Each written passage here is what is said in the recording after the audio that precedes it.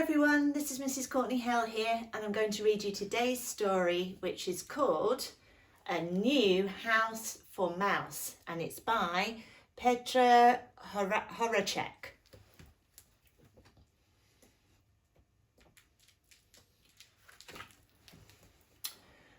One day, a little mouse looked out of the tiny hole where she lived, and she saw a huge apple. "Goodness me," said Little Mouse. "I would like that apple to eat. I must bring it inside."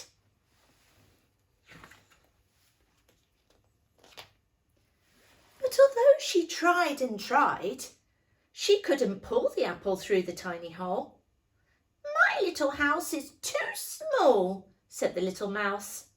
"Perhaps I should look for a bigger one." So off she set. "Looking for a new house makes you hungry," said Little Mouse, as she took a few bites of the juicy apple. Then she spotted a hole that was just a little bigger than hers.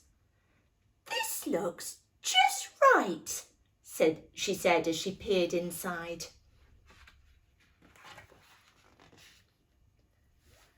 "Hello, Mole," she said. "I need a bigger house for me and my apple. Can I live here with you?" "I'm sorry," mumbled Mole, "but my home is too full of books. Don't think there's room for both of us." "Perhaps not," said Little Mouse. "I'll keep looking."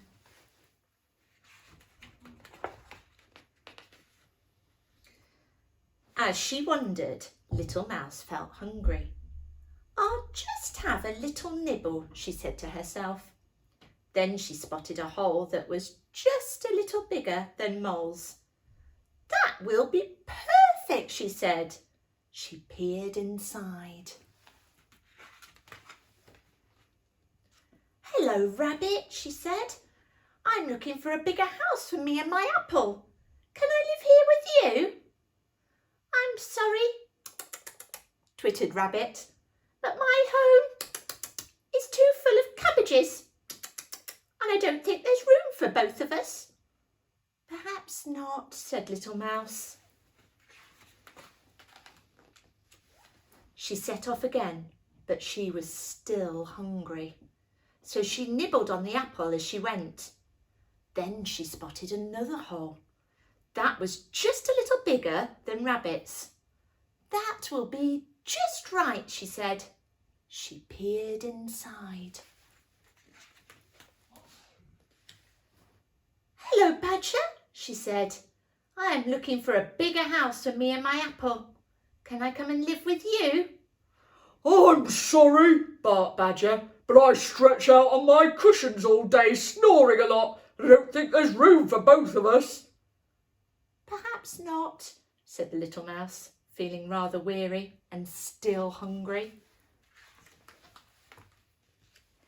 That evening she came across an enormous hole. "This must be big enough for me and my apple," she thought. "Hello, is anybody there?" she shouted. "Hello, little mouse," growled a huge bear. "Why don't you come and live here with me?" "No, thank you," squeaked Little Mouse. "I think the cave is a bit too small for you and me and my apple." And off she ran. Little Mouse was tired now, but pulling the apple seemed easier. Suddenly she saw a tiny hole. "That looks perfect," she squeaked. "I wonder who lives here." She peered inside. There was no one at home. Little Mouse went right in and pulled her apple behind her. It fitted perfectly. "I knew I would find somewhere just right for both me and my apple," she said, and she climbed into her own bed, and fell fast asleep. I hope you enjoyed that. Did you realise where she ended up at the end? See you next time. Bye.